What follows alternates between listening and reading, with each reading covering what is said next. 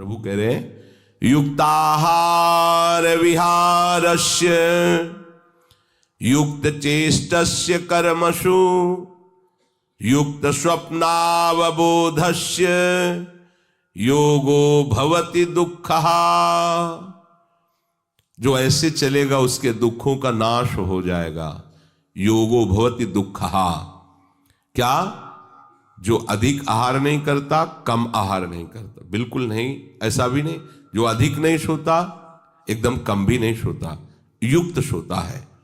जो यथा योग्य आहार करता है, यथा योग्य विहार करता है, यथा योग्य चेष्टा करता है, यथा योग्य सोता है और जागता है, ऐसे को भजन सिद्ध हो जाता है, योग सिद्ध हो जाता है। युक्ताहार विहारस्य, भोजन सत्य कमाई के द्वारा या भगवद आश्रय के द्वारा, विरक्त भगवदाश्रित भिक्षादि वृत्ति, आकाश वृत्ति, गृहस्थ धर्म की कमाई के द्वारा। सात्विकन अपवित्र न हो। जैसे एक प्रश्न कर रहे थे कि हम तो बाहर ज्यादातर व्यापार आदि में जाते रहते हैं, हमें होटलों में खाना पड़ता है, आप कहते हैं कि बाजार का ना खाएं। तो देखो, भगवत प्राप्ति करनी है तो संयम में आना पड़ेगा। होटल में माना कि सामने आपको जो आपके मेज पर रखा गया भोजन स्वादिष्ट दिखाई दे रहा है, गरम दिखाई दे रहा है, लेकिन उसका निर्माण किन वृत्तियों वाले व्यक्तियों ने किया है? वो जो नौकर हैं, उनको पता नहीं कि स्नान करके पवित्र होके किस तरह से कैसे हमें भोजन बनाया, तो वो सात्विक है या राजसिक है या तामसिक है। उनको इसका ज्ञान नहीं। वो कहीं भी किसी भी अंग को छूते हुए अपने कार्य करते रहते हैं, क्योंकि उनका ज्ञान ही नहीं, उनका केवल ड्यूटी बाय ड्यूटी है। दूसरी बात है कि जिस रसोई में अभक्ष पदार्थ रांधे गए, मतलब होटल है, उसमें अंडे हैं, मांस हैं, ऐसे, और आपसे कहा जाता है कि हमारे यहाँ वेज और नॉन वेज दोनों हैं, तो अब उस रसोई में आप सोचो कि हम मांस आदि तो पाते नहीं हैं, लेकिन वो कम भी नहीं है मांस से जहां रसोई बनी है। वो आपकी बुद्धि वैसे ही भ्रष्ट करेगी। अब जब जो बहुत ही जैसे राज सैनिक हैं, आर्मी आदि की व्यवस्थाएं हैं, अब उनके लिए हम शासन नहीं दे सकते शास्त्र का इस रूप में, क्योंकि राजकीय विभाग के ऐसे घोर कर्म में उनकी सेवा लगी हुई है कि उनको ऐसा नहीं कि वो फल फूल खा के 2-4 दिन रहे। नहीं, उनको चाहिए अन्न, चाहे अब बॉर्डर में लगे हुए रात दिन उनको। तो जैसी भी परिस्थिति हो, नाम जप करो, नाम तुम्हारा मंगल कर देगा। वहां भगवान जान रहे कि उसकी परिस्थिति ऐसी है, पर यदि आप रह सकते हैं तो पवित्र आहार पर दृष्टि डालिए। पवित्र आहार यदि आपका नहीं है तो आपकी बुद्धि भजन में नहीं लगेगी। आप सोचते हैं कि इधर उधर गंदी वृत्ति से बनाए हुए भोजन को पा करके आप भजन कर लेंगे, नहीं। हम आंखों देखी बात कह रहे हैं। 1500 लोगों का भोजन बनना था, वो काफी विस्तृत भंडारा कुछ आके किए थे। तो शाम के जब टहल रहे थे तो वो लोग अशोक के नीचे बैठे मदिरा पान कर रहे थे। जितने रसोई बनाने वाले थे, पान करके मसाला की पुड़िया मुख में डाल के और फिर रसोई बना रहे थे, और उसी रसोई का संतों को भोग लगना था, श्री जी को भोग लगना। क्या भोग लगेगा? क्या बुद्धि भजन में लगेगी? मदिरा पान करके वो बना रहा है, ऐसा राक्षसी भोजन भला श्री जी भोग पाएंगी? अच्छा, बनाने वाले ने पैसे दे दिए, पाने वाला उस समय पाएगा जब खुशबू से गरम गरम सामने आएगा। लेकिन ये दृश्य तो वही देखा ना जो वहां है 24 घंटे। अब इस दृश्य को हम बोले तो एक परिकर आया था दाल बाटी चूरमा संतों को पवाने के लिए।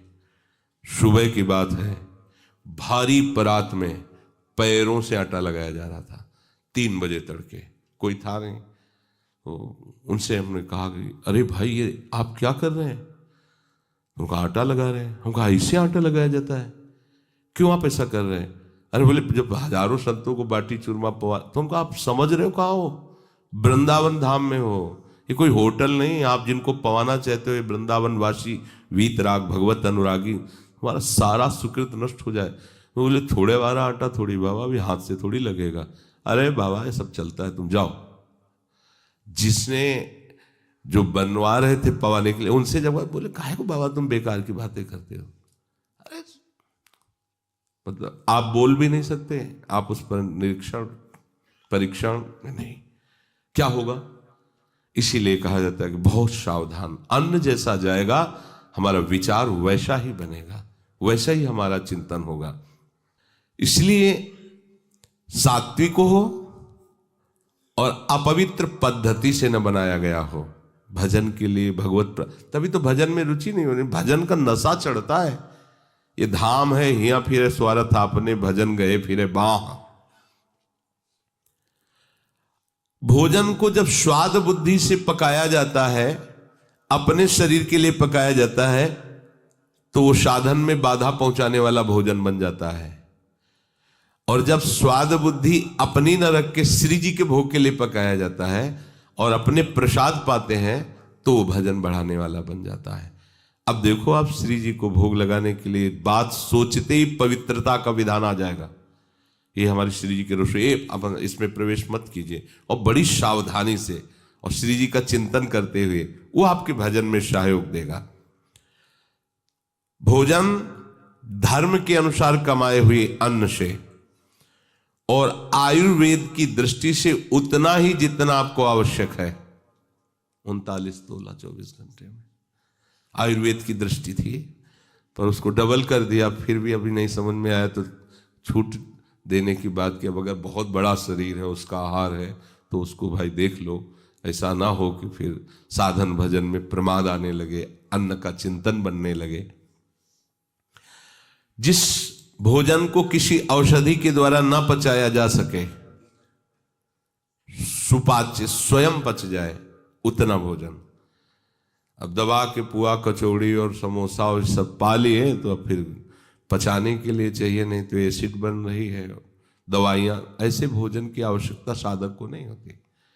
किसी दिन मान लो पूड़ी कचौड़ी है, 2 पूड़ी ले लीजिए, 1 कचौड़ी ले लीजिए, सब आपको दवा की जरूरत नहीं पड़ेगी। पर 2 नहीं, वैसे तो 3 पाते हैं, पर उस दिन 13 तक पहुंचने की कोशिश होगी, क्योंकि पकवान है, इसलिए सावधान। जो युक्त आहार करता है, यथोचित आहार करता है, उसे भजन में बाधा नहीं होती। और बिहार, बहुत ज्यादा चलना फिरना भी ठीक नहीं है और एकदम बैठे रहना भी ठीक नहीं है। भगवान ने कहा विहार भी युक्त होना चाहिए। देख ले कि इतने किलोमीटर चलने से हमारा शरीर थकित भी नहीं होता और भजन भी नहीं रुकता। ऐसे हमें दौड़ दौड़ के परिक्रमा देने की जरूरत क्या है? क्यों दौड़ रहे हैं? एक एक मंत्र जपते हुए आराम आराम से पैर बढ़ाइए आगे। अगर आपके पास समय नहीं तो आज चले जाइए पानी घाट तक, कल पानी घाट से इधर आ जाना घूम। अपना तो नित्य भजन है, हमारा चिंतन छूटे और दौड़ दौड़ के हम परिक्रमा लगा रहे। दौड़ क्यों? क्या करना है हमें? भजन ही तो करना है ना। बोले समय नहीं तो ठीक है, यहां से केसी घाट तक चले जाइए, केसी घाट से दूसरे दिन चामुंडा तक चले जाइए, चामुंडा से तीसरे दिन पूरा कर लीजिए, बहुत बढ़िया परिक्रमा हो जाएगी। नाम जब अगर एक सांस में आराम से हो जाती है, आपकी दिनचर्या में कोई बाधा नहीं, बढ़िया। अब परिक्रमा करके आप थके बैठे हैं, आपका भजन में मन नहीं लग रहा, थकावट में मन लग रहा है, ये भी नहीं। निरंतर भजन करने के लिए उतना ही शरीर से श्रम करना है जिससे हमारा भजन न छूट जाए। भागवतिक श्रम भी उतना ही करना है। छठदम सील बिरत बहुकर्मा, बहुकर्मा, हमें वो बहुत से कर्म नहीं करने जिससे हमारा शरीर शिथिल हो जाए, भजन छूट जाए। निरत निरंतर सज्जन धर्मा, जो साधु महापुरुष जिस धर्म का आश्रय लिए उसी में हमें निरंतर रहना है। भजन युक्त चेष्टसु कर्मसु, आपकी चेष्टा आपके कर्म उतने ही होने चाहिए जितने में भजन न रुके। आप बहुत शरीर से मेहनत कर लेंगे तो आपका शरीर थकित हो जाएगा, भजन में मन नहीं लगेगा। उतना कर्म कीजिए जिससे आप शिथिल न होइए, आपका भजन चलता रहे।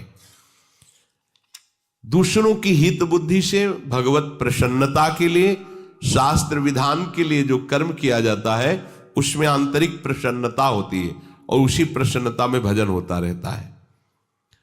युक्त स्वप्नावबोधस्य, सोना अगर बिल्कुल नहीं होगा तो भी परेशानी आ जाएगी। भजन में नींद आलस्य सताएगा, दिन का जागना भी उसके लिए भार लगेगा। इसलिए उचित सोइए, उचित जगिए। वैसे सोने के लिए यहां आज्ञा कर रहे हैं, रात के आरंभ में सो जाए और रात के अंतिम भाग में जग जाए। रात का 10, 11, 12, 1, 2, 3, बस इसके आगे नहीं। अच्छे उपासक 1:30-2 बजे जग जाते हैं और थोड़ा शिथिल तो 3 बजे। इसके बाद सोना साधकों का कर्तव्य नहीं। वो जो 5 बजे 6 बजे और फिर जो 7-8 बजे, कोई महापुरुष 11 बजे भी उठते हैं। 11 बजे उठने मतलब क्या, 11 बजे तो दोबारा लेटने का समय आ जाता है। अपने लोग तो 11 बजे दोबारा विश्राम का समय है कि घंटा आध घंटा लेट ले, फिर दिनचर्या।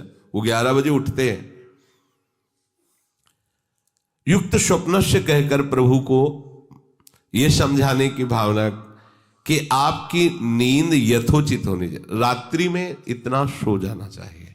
देखो, जैसे जो लोग सोचते हैं कि हम रात्रि में उठ के भजन करेंगे और दिन में सोएंगे तो समय तो बराबर हुआ ना। बोले रात्रि में शांति रहती है। शांति तुम्हारे हृदय में चाहिए, बाहर की शांति से कोई लाभ ज्यादा नहीं है। हृदय अगर विषयों का चिंतन और अशांत है तो चाहे जहां बैठ जाओ, कोई बात नहीं। ये बहुत बढ़िया समय है। 2 बजे 2:30 बजे उठकर शौच स्नान करके अपनी दिनचर्या शुरू कर दी। अब इस मंगल समय, मान लो आप 10 बजे से लेकर 3 बजे तक आप भजन में रहे, क्या आपका भजन है कैसा वो आप देख लीजिए। क्योंकि वो शयन की स्थिति होती है तो प्रायः सबको नींद आ दी।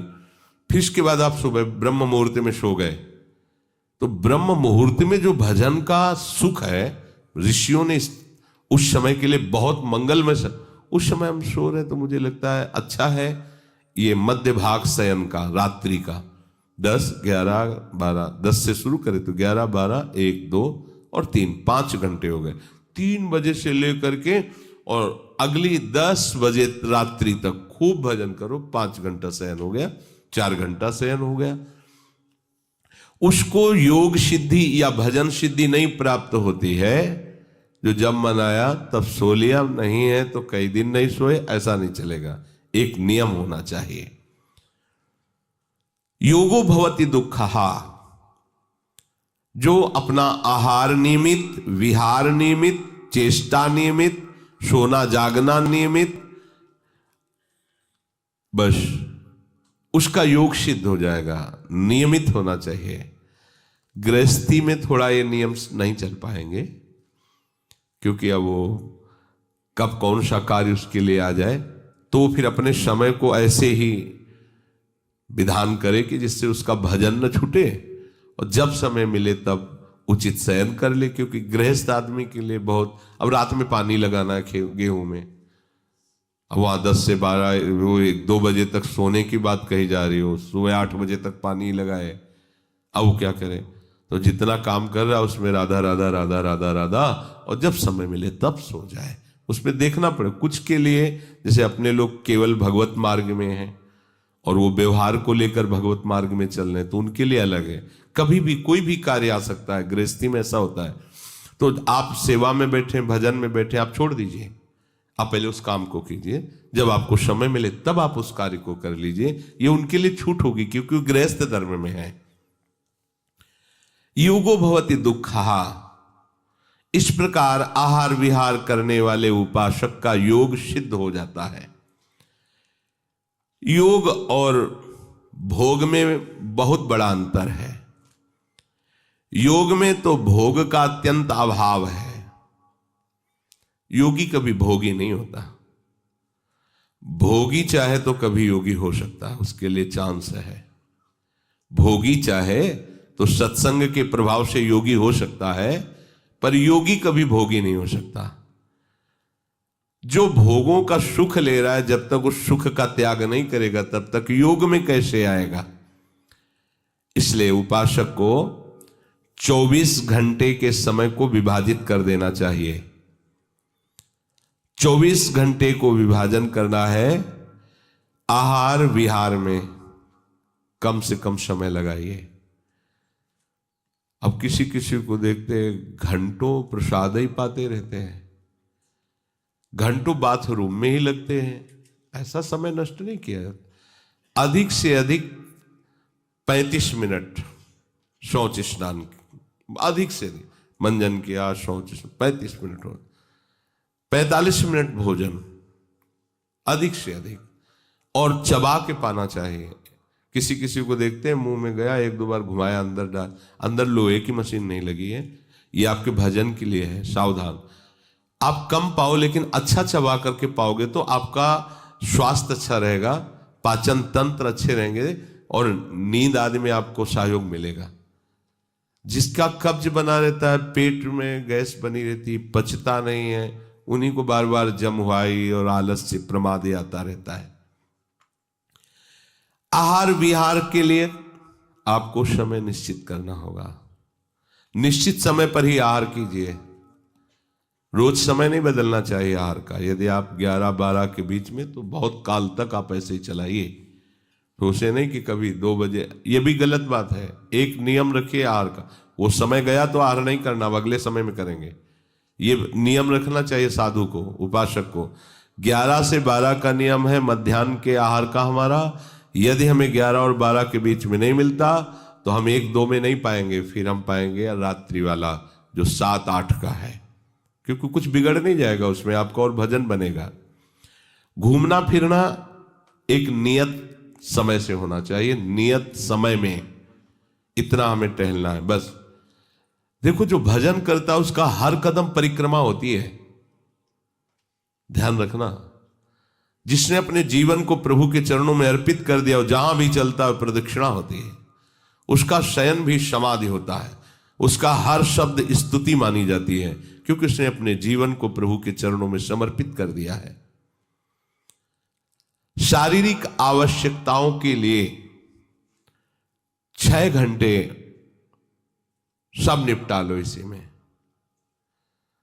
खाना पीना घूमना सोना अच्छे साधक के लिए है ये। 24 घंटे में 6 घंटे भगवद स्मरण करते हुए इसमें निपटा लो। स्मरण करते हुए सो गए, स्मरण करते हुए जग रहे, स्मरण करते हुए कुल्ला स्नान आदि और भोजन 6 घंटे में। आओ आओ अपने लाइन पे आओ, पद्धति पे आओ। इसके बाद कितने बचे? 18 घंटे। 18 घंटे में अगर आप गृहस्थ हो तो आप, हम कह रहे हैं 9 घंटे आप सेवा में ले लीजिए, गृहस्थी व्यापार नौकरी। 8 घंटे होते, आधा घंटे आने के, आधा घंटा जाने के, 9 घंटे, 10 घंटे। अब बचे 8 घंटे। 8 घंटे भजन कर लोगे तो भगवान की प्राप्ति सहज हो जाएगी। 8 घंटे पाठ सेवा भजन, उसे विभाजित करो अलग अलग समय में। अगर 10 घंटे सांसारिक सेवा करो, 6 घंटे में खाने पीने सोने का कर लो, तो आपके पास इतना समय बचता है भजन का कि उतना भजन कर लोगे तो भगवत प्राप्ति सहज हो जाएगी। यदा विनियतम चित्त मात्मन्येवावतिष्ठते निष्पृहा सर्व कामेभ्यो युक्त इत्युच्यते तदा। यदा विनियतम, जिस समय ये चित्त तुम्हारे वश में हो जाएगा। ये चित्त हमारे वश में नहीं, हम चित्त के वश में है। जो चिंतन कराता है हम वही। कल एक उपासक प्रश्न कर रहे थे कि कभी कभी हमारा मन कहता हम निहाल हो गए, कभी कभी मन हमको कहता कि कुछ नहीं मिला। तो तुम मन को गुरु माने हो क्या? मन को आराध्य देव माने हो क्या? मन को अपना मित्र माने हो क्या? ऐसे सलाहकार की क्या बात कि कभी कभी कहता है तुम जीवन मुक्त हो गए, कभी कभी कहता है तुम विषयी हो। उसकी बात थोड़ी माननी है। वो अपनी स्थिति बता रहा है, मन तुम्हारी स्थिति नहीं बता रहा है।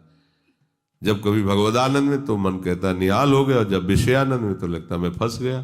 तो तुम उसको देखने वाले हो, तुम उसको चलाने वाले हो, तुम ही से वो चल रहा है तुम्हारी शक्ति से, तो तुम रो काहे को रहे हो, व्यथित क्यों? मतलब कोई भी प्रश्न करने के पहले आपने चिल्ला के रो दिया, अब सब प्रश्न का रहस्य नहीं मिल पाएगा आपको, क्योंकि पहले ही देख लिया कि आप नहीं। गंभीर, किसी संत के पास जाने के लिए पहले गंभीरता पूर्वक प्रश्न करो। कोई भावुकता की बात आ रही, आप रो देते तो अच्छी बात है। अब आप प्रश्न कर रहे हो, पहले तो चिल्ला चिल्ला कर रो रहे हो, पूरा वातावरण जो है आपने गंभीरता से रहित कर दिया। और दूसरी बात, आप समझोगा कि क्यों रो रहे हो। अगर प्रियाजू की प्राप्ति के लिए तो सभा में चिल्ला के रोने की जरूरत क्या है? प्रियाजू की प्राप्ति के लिए तो एकांत में रोइए, खूब नाम जप कीजिए। अगर सभा में आए हैं प्रश्न करने के लिए तो गंभीर रहिए और मुस्कुराते हुए प्रश्न कीजिए। ये रोना धोना नहीं, ये एकांत का विषय, अपने आराध्य देव के विषय में। कभी भाव आ रहा है तो